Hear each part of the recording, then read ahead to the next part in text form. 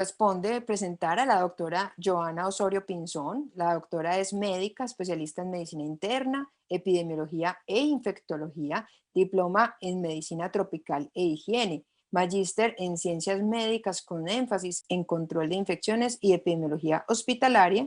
Es miembro de la Asociación Colombiana de Infectología y de la Asociación Colombiana de Medicina Interna. Es investigador junior de Colciencias hasta el 2015. Fue par evaluador en Sistema Nacional de Ciencias y Tecnología de Colciencias, fue decana de la Facultad de Ciencias de la Salud de la Fundación Universitaria de Navarra y actualmente trabaja como infectóloga en la Clínica San Rafael de Pereira.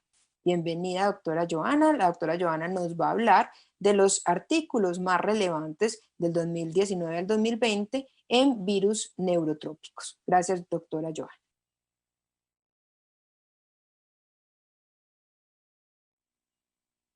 Esto es muy interesante porque todos hemos abordado nuestros temas de una manera diferente.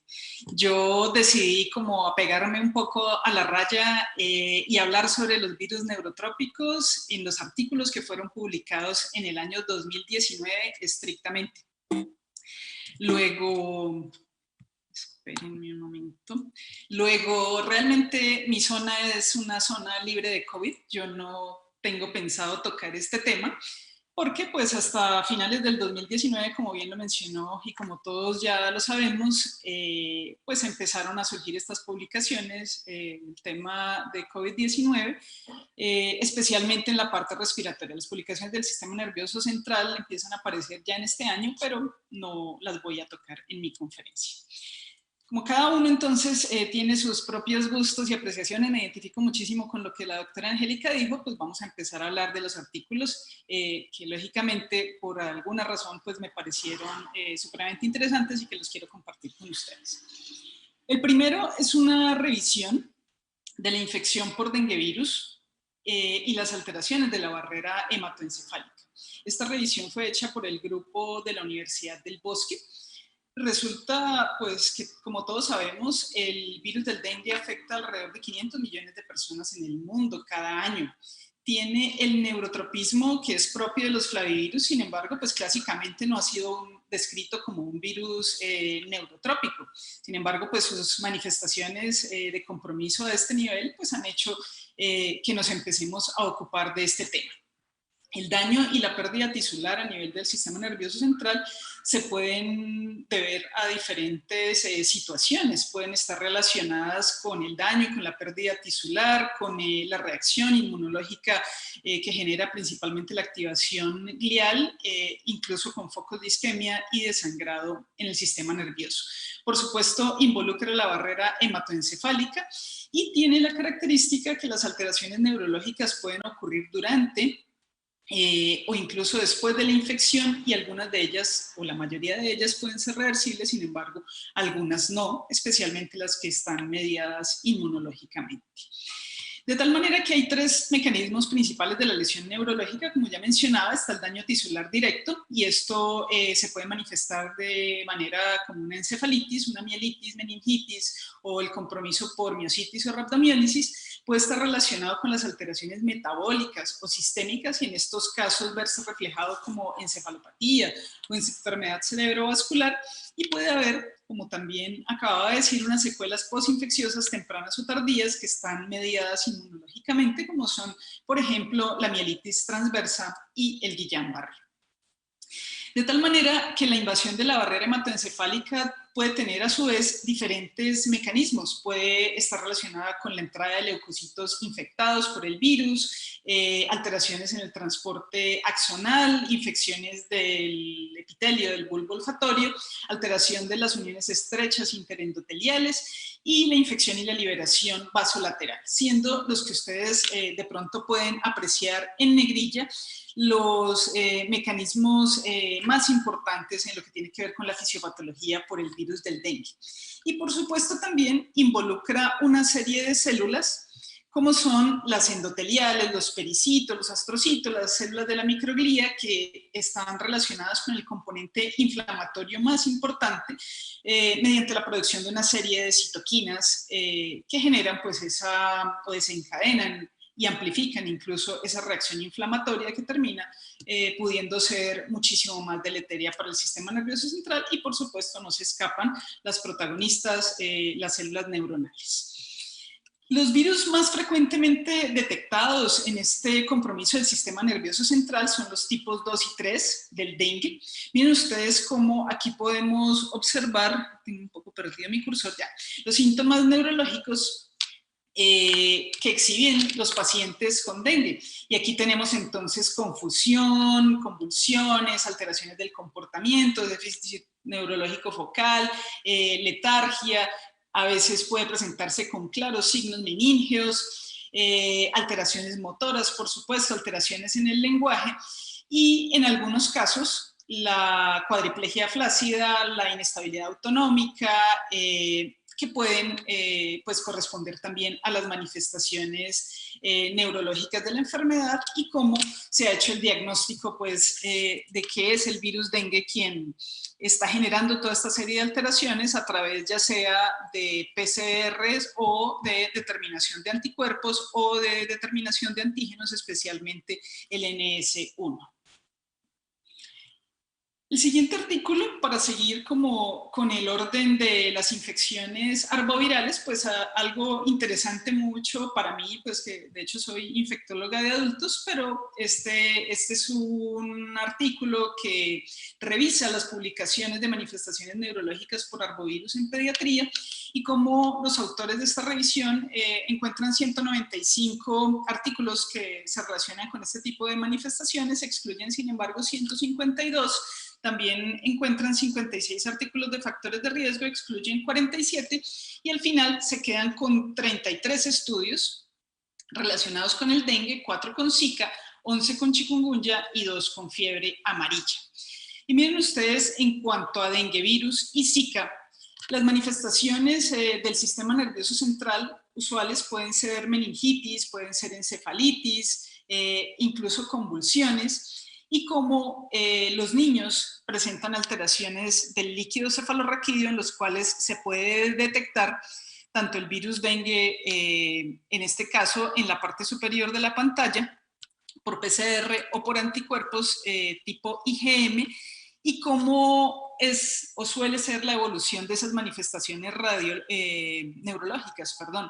La mayoría de los niños se recuperan al momento del egreso, sin embargo, en una de las series grandes, que corresponde casi a 200 pacientes, encuentran que el 11% de sus niños fallecieron a causa de serias complicaciones neurológicas. Y abajo tenemos la infección por Zika, que también suele relacionarse, digamos, hasta en un 5% de los casos con manifestaciones neurológicas de déficit focal, Guillain-Barré o incluso alteraciones de la memoria reciente, alteraciones del lenguaje en los niños o conductas regresivas, e incluso en algunos de estos niños con casos de mielitis. Y de nuevo, como el diagnóstico, pues lo hicieron por PCRs o por anticuerpos específicos, con síntomas en Zika que tendían a persistir en el tiempo, con debilidad, por ejemplo, a los 3 meses, incluso en casos hasta los 15 meses, aún con persistencia de estos síntomas. Y para el caso de chikungunya, las complicaciones neurológicas se encontraban en una proporción también importante de pacientes, podían tener hasta alrededor del 5% de los casos, convulsiones, encefalitis, por ejemplo, y la detección viral pues se hacía por los mismos métodos específicos, por supuesto, para él.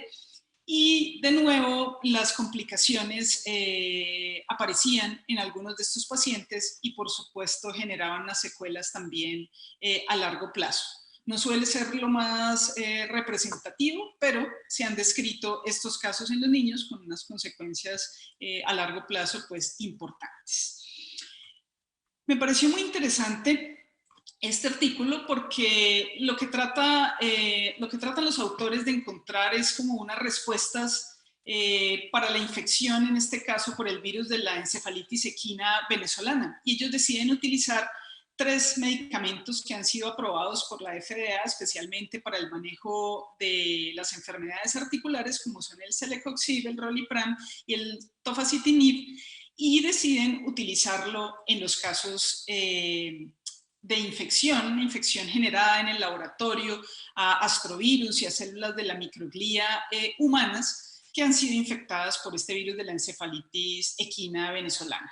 Ya el doctor nos habló suficiente pues de este tipo de virus en las Américas, otro de los arbovirus. Tiene una capacidad y unas características importantes, y es que requiere una dosis infectante muy baja y tiene una gran capacidad de ser aerosolizado, por lo cual se ha considerado una potencial arma biológica incluso. Genera complicaciones neurológicas y muerte. Puede ocurrir esta situación más o menos en el 11% de los casos, y pues no tiene un tratamiento específico y unas vacunas, y el daño neurológico está causado tanto por la muerte neuronal relacionada con la infección viral directa como por la respuesta inflamatoria. Entonces los autores se preocuparon por tratar de encontrar si estos antiinflamatorios, un inhibidor selectivo de la COX-2, un inhibidor de la fosfodiesterasa 4 y un inhibidor de la janusquinasa 1 y 3 podían tener un impacto favorable sobre estas células del sistema nervioso que estaban siendo utilizadas pues, para este fin en el modelo in vitro. Entonces se probaron tanto para la cepa vacunal del virus de la encefalitis equina venezolana como para la cepa salvaje Trinidad Donkey. Y lo que ellos hicieron fue generar una replicación cerebral, y allí se encontró que previo a la alteración de la barrera hematoencefálica venía ese mecanismo.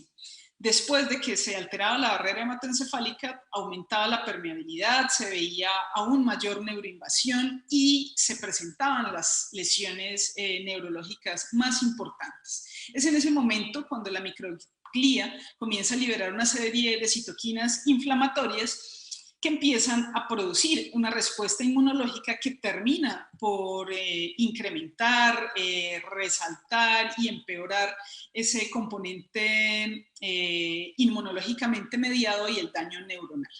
De tal manera que, por ejemplo, la COX-2 viene siendo estimulada por esa serie de señales inflamatorias que generó la microglía, y por esta razón se asumió o se supuso que el inhibidor selectivo de la COX-2, que es el celecoxib en este caso, de nuestro estudio, podía generar una respuesta adecuada en esas células cultivadas in vitro, y de hecho, efectivamente, así fue.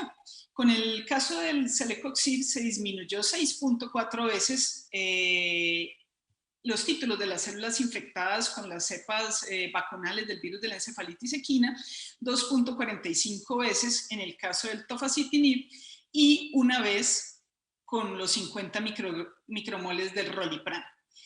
Adicional a ese efecto, digamos, de disminución de los títulos de las células infectadas de las cepas vacunales del virus de la encefalitis equina venezolana, el celecoxib mostró también disminuir la expresión de genes inflamatorios. Y con eso, digamos que se abre una ventana o en el futuro, digamos, alguna posibilidad de tratar de ofrecer algún tipo de terapias antiinflamatorias como parte de las demás estrategias que en este momento se ofrecerían a pacientes con infección por el virus de la encefalitis equina venezolana, que en este momento vienen a ser más de soporte y de manejo de cuidado intensivo, pero con unas posibilidades que al menos se antojan muy interesantes para un modelo ya in vivo. Siguiendo también esta línea de medicamentos que se han utilizado con otros fines, pero para el caso de la infección por ciertos virus, estos autores decidieron utilizar memantina para ver si esta memantina podía aliviar un poco la alteración neuronal causada por infección por virus neurotrópicos. Y ellos escogieron, en este caso, el virus de la rabia y el virus de la encefalitis japonesa. Que todos sabemos, el virus de la rabia es casi 100% mortal. Existen casos, pues, especialmente el último, de 2004 más o menos, donde se logró pues la supervivencia de este paciente, pero pues tenemos casi una mortalidad del 100% después de la infección rábica, y una mortalidad que puede ser importante con el virus de la encefalitis japonesa, que puede llegar entre un 20 y un 30%.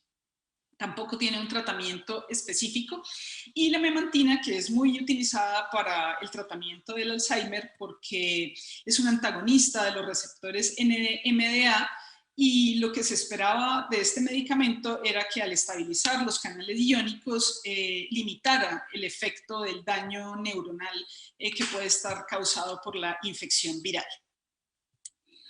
Entonces, en este modelo experimental escogieron neuronas cultivadas e infectadas con el virus rábico y también neuronas infectadas con el virus de la encefalitis japonesa. Si ustedes me creen, a la izquierda tenemos en la columna de la izquierda las células que no han sido ni infectadas por el virus de la rabia ni tratadas con memantina.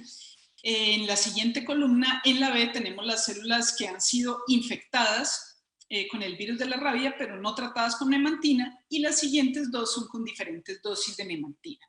Resulta que, por ejemplo, en esta, que es la dosis más alta de memantina, de 50 micromoles, tenemos que el efecto antiinflamatorio, digamos, y de lesión neuronal parece ser atenuado por la memantina. Sin embargo, en este caso, que fue un modelo de ratón, se logró solamente un aumento en la supervivencia de estos ratoncitos en un solo día. Sin embargo, pues hubo alguna mejoría, digamos, del aspecto inflamatorio de esas células infectadas, determinado pues por anticuerpos monoclonales. En el caso de la encefalitis japonesa, por el contrario, se logró observar que cuando eran expuestas a la memantina se reducía de manera considerable, y eso es la fila de abajo en este caso, se reducía de manera considerable el fenómeno inflamatorio relacionado con la infección viral, y se producía un aumento en la expectativa de vida de esas células del cerebro de ratón en hasta 3 días. Entonces, aquí también, siendo modelos pues experimentales, uno in vitro y otro in vivo, podemos tener, digamos, algún tipo de luz o de esperanza hacia futuro de poder utilizar algunos medicamentos de los que se dispone clínicamente y poderle ofrecer alguna alternativa a los pacientes. Ya entrando a los clásicos agentes neurotrópicos, pues tenemos las infecciones por herpesvirus del sistema nervioso central, un artículo también de revisión publicado en Seminars of Neurology el año pasado, donde nos recuerdan que hay 200 especies de herpesvirus, pero que hay 10 particularmente que son capaces de infectar a los seres humanos. Los más importantes, y pues con estas características justamente de neurotropismo, tenemos el herpesvirus simple tipo 1, tipo 2, el varicela zoster, citomegalovirus, Epstein-Barr, el herpesvirus humano 6A, 6B, el 7, el del exantema súbito, el 8, el relacionado con el sarcoma de Kaposi, la enfermedad de Castelban, y el herpesvirus simiano B. Todos los herpesvirus comparten esa característica de latencia justamente en el sistema nervioso central, que le permite posteriormente, y dependiendo de las características del huésped, especialmente en situaciones de inmunocompromiso, vulnerar la barrera hematoencefálica y acceder pues precisamente al sistema nervioso central. Y por supuesto también tener esos cuadros clínicos recurrentes. Entonces, básicamente nos invitan a revisar el tema de los casos de encefalitis o meningoencefalitis, en el caso de varicela que produce cerebelitis, por ejemplo, y otras manifestaciones, porque tengo un artículo muy especial de varicela, pues que también se los voy a comentar. La neuralgia posherpética, por ejemplo. En el caso del virus del Epstein-Barr también produce una serie de encefalitis que en algunos casos en pacientes inmunocompetentes pudiese tener un compromiso más benigno, pero también una tendencia a la evolución hacia enfermedades linfoproliferativas del sistema nervioso central y el linfoma primario del sistema nervioso, conocido muy bien especialmente en los pacientes con VIH y con otras enfermedades hematológicas de inmunosupresión o incluso relacionado con ciertos tratamientos. El citomegalovirus, ni se diga, también en estos pacientes especialmente inmunocomprometidos. Este virus tipo 7 que causa el eritema súbito en los niños y que suele pasar tan desapercibido, pero que ocasionalmente puede causar también cuadros de encefalitis y mielitis. El herpesvirus tipo 8, que puede generar lesiones del sistema nervioso por sarcoma de Kaposi o una enfermedad de Castleman multicéntrico, y el herpesvirus simiano, cuya historia pues se remonta a la época en las que se adelantaban incluso los trabajos sobre la vacuna de la rabia, donde uno de estos investigadores termina siendo mordido pues por un simio y posteriormente desarrolla lesiones neurológicas. Esa es como la historia más clásica que nos recuerda que también puede ocurrir la infección en humanos por este tipo de virus. Entonces me pareció interesante resaltarles estos 3 mensajes, especialmente en cuanto a los herpesvirus simples. Puede tener presentaciones inespecíficas, requiere un alto índice de sospecha clínica, es muy importante hacerlo porque también puede generar importantes secuelas en los pacientes. Los métodos diagnósticos con los que contamos actualmente nos permiten aproximarnos de una manera pues razonable al diagnóstico de esta condición, y para esta pues existe el tratamiento. Entonces, realizar una punción lumbar rápidamente puede ser en el momento en que se sospecha la infección y solicitar una PCR para este virus. En cuanto al Epstein-Barr, como mencionaba, la encefalitis a veces es un comportamiento un poco más benigno que otras. Sin embargo, pensar en los pacientes inmunocomprometidos en la linfoma primario del sistema nervioso central, en estos casos como una lesión ocupante de espacio. Y para el herpesvirus tipo 7, también como lo mencioné, en niños que predominantemente genera una infección autorresolutiva, pues puede ocasionar en algunas personas convulsiones, déficit neurológico focal, meningitis y encefalitis, y puede ser una enfermedad, digamos, por reactivación, especialmente en los inmunocomprometidos. Este artículo es supremamente interesante porque nos recuerda como todas las fases de la varicela o del virus de la varicela, y cómo la infección primaria, pues esa que por desgracia en Latinoamérica suele ser muy común que la suframos, habiendo incluso vacuna. Después de esa infección primaria se genera la latencia en los ganglios neuronales, generando posteriormente una reactivación manifiesta pues como el herpes zóster, y de allí puede hacer incluso una diseminación a las arterias cerebrales y generar una vasculitis o enfermedad cerebrovascular.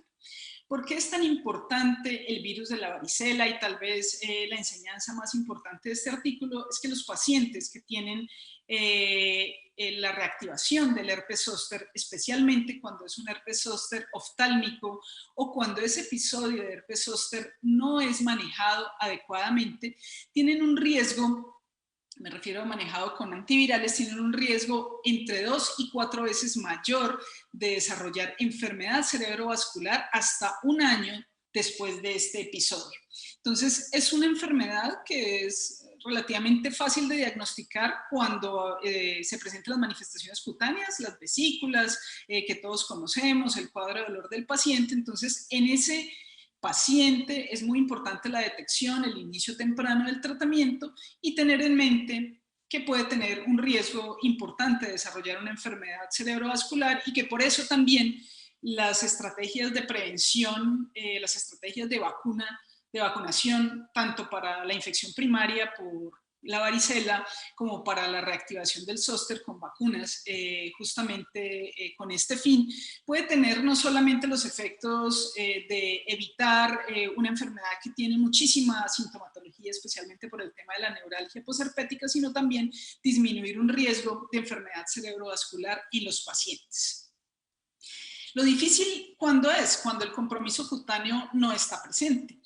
Y miren ustedes cómo en una serie de casos de 30 pacientes que tenían vasculitis confirmada por varicela zóster, un poco más de la tercera parte no tenía lesiones cutáneas. Entonces, esto nos invita a tener un alto índice de sospecha clínica, especialmente ¿en qué pacientes? En pacientes que no tienen como una historia o unos factores de riesgo como muy típicos de enfermedad cerebrovascular, pacientes que han tenido historia reciente de varicela o zóster, con o sin rash, o sea, puede que el paciente ya para ese momento no tenga las lesiones cutáneas, pero si las tuvo en el último año, estar como atentos a eso.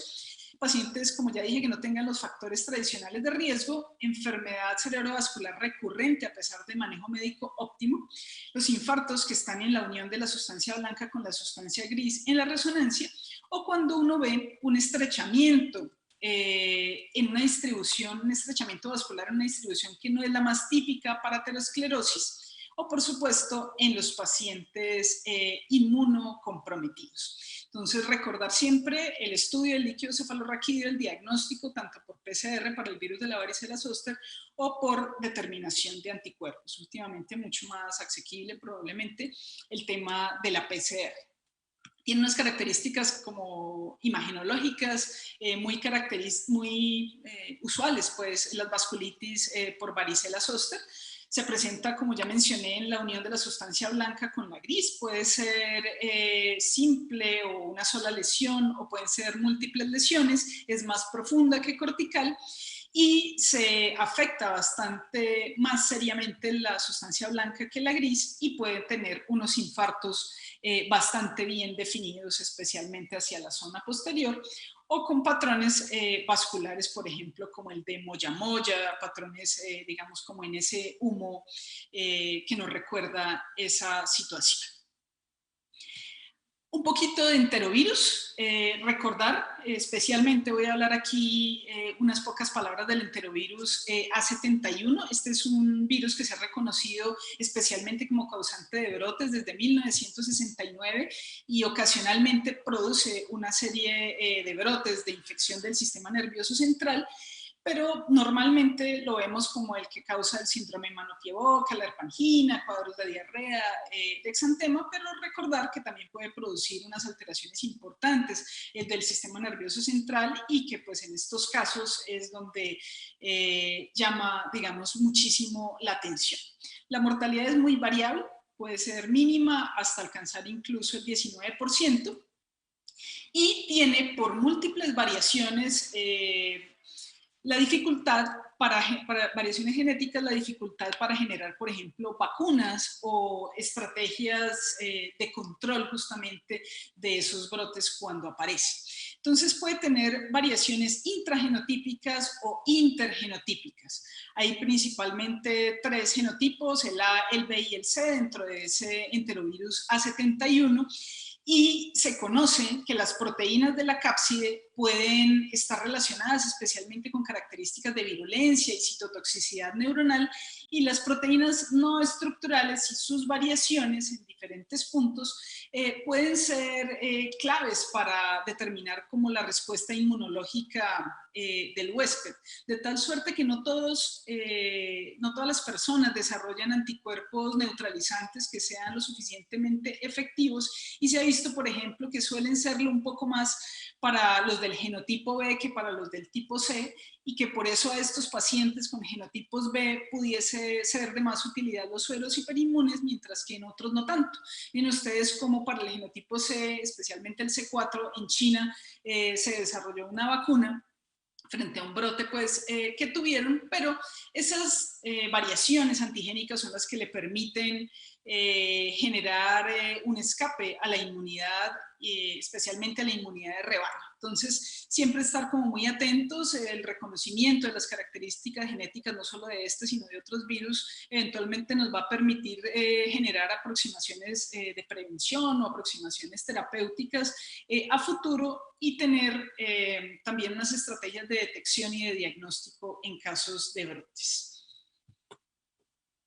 Siguiendo entonces con el tema de estos enterovirus, hablemos algo de polio, y este es un reporte del MMWR del 2019, donde nos menciona que en este momento hay 3 países donde se sigue aún encontrando detección, digamos, de este virus de la polio, que son Afganistán, Nigeria y Pakistán. Y pues como desde la iniciativa de erradicación del polio en el 88 aún persisten esos países, habiendo cesado o disminuido de manera importante en la gran mayoría de los otros del mundo. El poliovirus salvaje, el tipo 2, fue erradicado en el 2015. Por esa razón, en el 2016 se hizo un cambio de las vacunas que se disponían hacia vacunas ya bivalentes que no tenían el tipo 2, precisamente pues para no continuar, digamos, favoreciendo ese tipo de transmisión, y contarles que el poliovirus tipo 3 pues no se ha detectado en el mundo desde el 2012. Luego, en este momento el poliovirus tipo 1 y algunos del tipo 2 vacunales aún se siguen presentando, y esto debido a las disminuciones en las coberturas de vacunación en este sentido. Entonces, miren ustedes cómo República Democrática del Congo, Indonesia, Mozambique, Níger, Nigeria, Papua Nueva Guinea, Somalia, Siria reportaron 210 casos de polio vacunal en estos 2 años, y esto pues tiene un poco que ver con que la cobertura global de la vacunación con las 3 dosis en mayores de 1 año de edad en el 2017 pues se establecía en el 88%. Esa baja en la cobertura de vacunación global impacta obviamente en este tipo de brotes que pueden sobrevenir como consecuencia de ellos. Y lo que sucedió fue que cuando esas disminuciones en la cobertura se presenta, empiezan a aparecer estos brotes, y cuando ocurren los brotes por poliovirus del tipo 2, pues ya se requiere una autorización directa del director general de la OMS para autorizar el uso de esa vacuna monovalente. Y no ha sido tampoco lo que se ha tenido que utilizar. Miren cómo en 2017 se tuvieron que utilizar 59 millones de dosis de una vacuna monovalente para el virus de la polio 2 y 107 millones el año 2018. De esta gráfica lo que quiero resaltarles es como en Nigeria, desde el año 2016, no se reportan casos de poliovirus salvaje. Como mencioné, se han detectado casos aún de poliovirus de cepas vacunales, pero en Nigeria ya no aparece desde el 2016. Entonces nos quedan Afganistán y Pakistán como focos importantes aún de poliovirus salvaje. En el 2017 estos 2 países reportaron 22 casos y 33 reportaron en el 2018.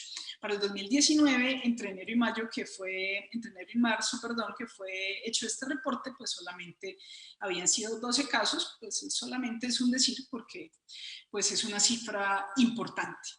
Aquí es absolutamente clave la vigilancia epidemiológica. A uno todavía le parece inconcebible que en el mundo haya polio, que en el mundo haya rabia y sobre todo enfermedades neurológicas pues que se generan unas secuelas tan devastadoras o incluso la mortalidad de los pacientes. Entonces la vigilancia epidemiológica de parálisis flácida puede ser en menores de 15 años con sus indicadores. El indicador que tiene la sensibilidad adecuada para detectar estos casos de poliovirus es la identificación de entre 1 o 2 casos de parálisis flácida aguda no relacionada con polio en 100.000 habitantes, y para esto pues se requiere la recolección de especímenes adecuados de materia fecal en los 14 días posteriores a las manifestaciones neurológicas en más del 80% de los pacientes, y en algunos países, como los que les acabo de mencionar, donde hay circulación de poliovirus salvaje o incluso de las cepas vacunales, pues también las muestras ambientales. Este es un artículo supremamente interesante que es de secuenciación de alto rendimiento para la identificación de encefalitis virales, meningoencefalitis y meningitis. ¿Qué hicieron estos autores? Revisaron en PubMed desde el 2008 hasta 2018 366 estudios, donde en 29 de ellos utilizaron esta técnica de secuenciación de alto rendimiento para hacer el diagnóstico. 18 estudios fueron retrospectivos, 11 estudios fueron prospectivos, y ya en el caso de pacientes, eso corresponde a muestras de 307 pacientes en líquido cefalorraquídeo y en biopsia cerebral. Los resultados son interesantísimos porque encontraron virus en 41 pacientes. De aquí lo más interesante es que aparecieron 10 virus que eran inesperados. Entonces esta técnica de alto rendimiento pues como que nos ofrece otras posibilidades, y como siempre pues uno no diagnostica lo que no sabe o lo que no ha visto. Cuando uno empieza a ver cuáles son los agentes etiológicos en las encefalitis o en las meningoencefalitis, pues tiene que empezar a considerar cuáles son su epidemiología y cuáles son las opciones eventualmente de manejo que tenga, o si no, pues obviamente empezar a investigar sobre ellas. Y miren cómo esta secuenciación de alto rendimiento identificó un agente viral en 13% de los casos en las que todas las demás técnicas diagnósticas no habían tenido éxito. Entonces, habrá que ver, como les mencionaba, cuál es ese valor y cuál es ese papel en la práctica clínica. Pero miren ustedes cómo en los pacientes inmunocomprometidos, que es los que están sombreados en rojo o en rosado, empiezan a aparecer una serie de virus y esos inesperados, por ejemplo, los astrovirus, los densovirus, los ciclovirus Vietnam, por ejemplo, que uno ni siquiera como que los tenía en mente, y claro, la población inmunocomprometida empieza a mostrar otras características, mientras que en el verde podemos ver en los inmunocompetentes, que son como los clásicos virus neurotrópicos de los que ya hemos hablado, varicela zoster, herpes zóster, el virus relacionado con la parotiditis, parvovirus, etcétera, etcétera. Entonces, interesante ver lo que nos depara esto hacia el futuro. Y para terminar, quise mostrarles algo que podemos tener disponible en la práctica clínica, y es el impacto de una técnica de PCR múltiple, en este caso el FilmArray puntualmente, en el manejo de pacientes con infección sospechada del sistema nervioso central. Por supuesto, como ya pues, ustedes se imaginarán, el diagnóstico etiológico de la infección del sistema nervioso central es muy desafiante. Por esto estos autores decidieron ver cuál era el rendimiento de una PCR múltiple comercial, FilmArray en este caso, en cuanto al impacto en el tiempo al diagnóstico, el tiempo de uso de antibióticos, la duración de la hospitalización y los costos relacionados con la atención. Entonces hicieron un estudio observacional en un hospital de París durante un año, y a todas las muestras de líquido cefalorraquídeo que tenían más de 5 leucocitos les procesaron el panel meningio. El panel meningio tiene las ventajas de que es una PCR múltiple, es decir, que simultáneamente nos va a permitir detectar cualquiera de 14 patógenos usualmente involucrados en infecciones del sistema nervioso central, como son el citomegalovirus, enterovirus, herpes simplex 1 y 2, varicela zoster, herpes virus humano tipo 6, paracovirus, y otros agentes bacterianos como E. coli, Haemophilus influenza, Listeria Neisseria meningitidis, Streptococcus agalacti, Streptococcus pneumoniae y un hongo que es el Cryptococcus neoformans. Requiere un bajo volumen de líquido cefalorraquídeo y los resultados, por supuesto, están disponibles en 1 a 2 horas. ¿Cuál es el impacto entonces de implementar ese tipo de técnicas ya en la atención de un paciente? Entonces ellos incluyeron 130 pacientes y encontraron el diagnóstico etiológico en la cuarta parte de ellos. Encontraron que había enterovirus en 12 casos, varicela zoster en 7, herpes virus tipo 2 en 6, listeria en 3. Y en cuanto a los otros desenlaces, el tiempo al diagnóstico microbiológico, miren ustedes cómo se recorta con el uso de esta técnica de PCR múltiple hasta en 3 días, descontinúa o permite descontinuar la terapia antimicrobiana muchísimo más rápido. En la tercera parte de los pacientes se logró este objetivo.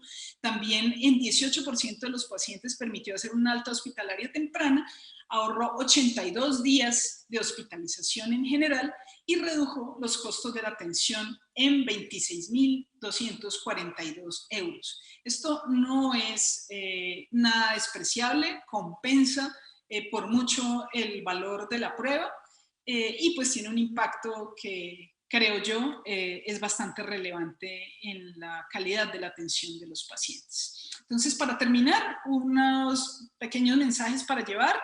Y son que múltiples agentes virales, más allá de los clásicos que hemos reconocido como virus neurotrópicos, pueden causar compromiso del sistema nervioso central, que cada vez las técnicas de biología molecular nos van a permitir un diagnóstico más rápido y más preciso de la etiología de este tipo de infecciones, y que ese acercamiento, como en todos los escenarios de la medicina, por supuesto, cuando usted tiene un diagnóstico, eventualmente tiene un tratamiento, y eso, la oportunidad y lo adecuado que sea ese tratamiento va a tener que ver con el pronóstico. Y por supuesto que para otros agentes infecciosos se requieren reforzar las estrategias de vigilancia epidemiológica y las medidas de prevención, especialmente de estos virus que tienen un gran impacto en la salud pública. Muchísimas gracias.